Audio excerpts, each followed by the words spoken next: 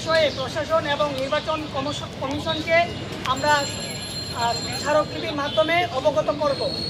আমরা নির্বাচন কমিশন বরাবর স্মারকলিপি জমা দিতে যাব এই সংবাদ সম্মেলন শেষ করে।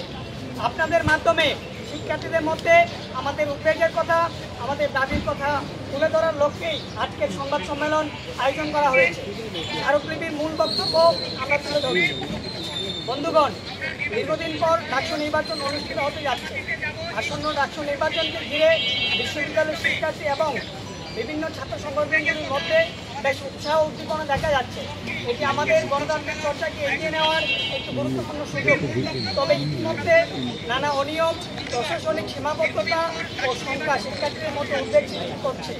এই প্রেক্ষাপটে ডাকসু নির্বাচনকে স্বচ্ছ, অংশগ্রহণমূলক ও সর্বজন গ্রহণযোগ্য করতে অবিলম্বে কয়েকটি পদক্ষেপ গ্রহণ করা অত্যন্ত জরুরি। আমরা নিম্নলিখিত বিষয়গুলি প্রশাসনের সদয় দৃষ্টি আকর্ষণ করছি।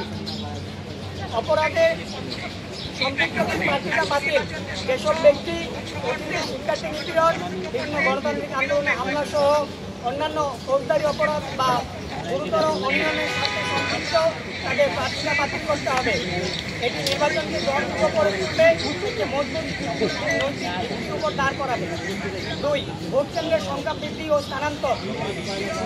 বর্তমান কেন্দ্র সংখ্যা সীমিত হওয়ায় শিক্ষার্থীদের ভোটাধিকার প্রয়োগে ভোগান্তির আশঙ্কা তৈরি হয়েছে। তাই ভোট কেন্দ্র বাড়ানোর উদ্যোগ নেওয়া জরুরি।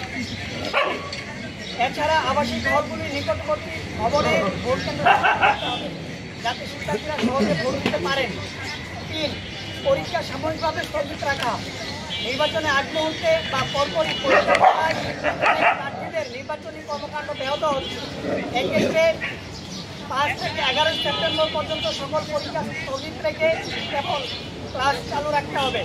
এর ফলে প্রার্থীরা পড়াশোনা ও নির্বাচনের মধ্যে কোনো একটিকে বেছে নিতে বাধ্য হবেন না, আর ভোটাররা যথাযথভাবে প্রার্থীদের যাচাই বাছাইয়ের সময় পাবেন। 4.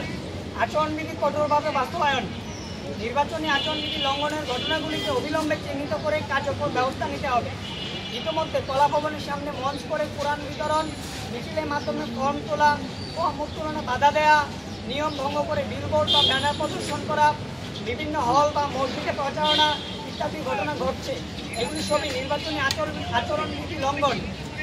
এইসব বিষয়ে প্রশাসনের আরও কার্যকর ভূমিকা রাখা জরুরি।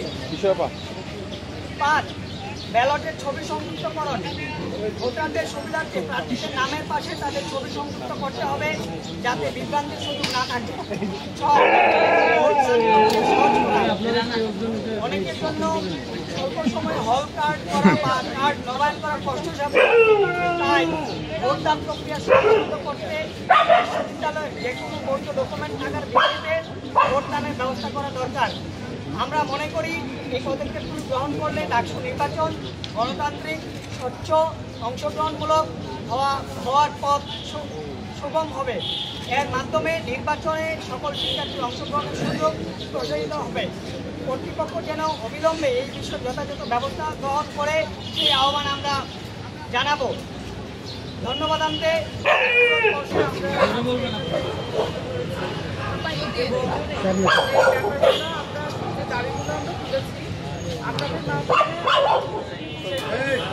আমাদের দাবি আসলে বাস্তবায়িত যদি না হয় তাহলে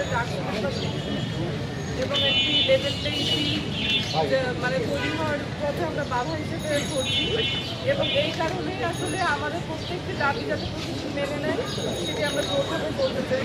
এবং একই সাথে দেখা যাচ্ছে যে যারা বিভিন্ন সময় ছাত্রলীগের সুবিধাভোগী এবং নানা রকম সন্ত্রাসী হামলায় নেতৃত্ব দিয়েছে তাদের প্রশ্রয় দিচ্ছে। যারা নির্বাচনী আচরণবিধি লঙ্ঘন করছে, 19-এ ডাকসু নির্বাচনেও আমরা দেখেছিলাম যে যারা ক্ষমতার অনুকূলে থাকে তারা বারবার করে নির্বাচনী আচরণবিধি লঙ্ঘন করেন এবং প্রশাসন তাদের বিরুদ্ধে আসলে কোনো ব্যবস্থাই নেয় না।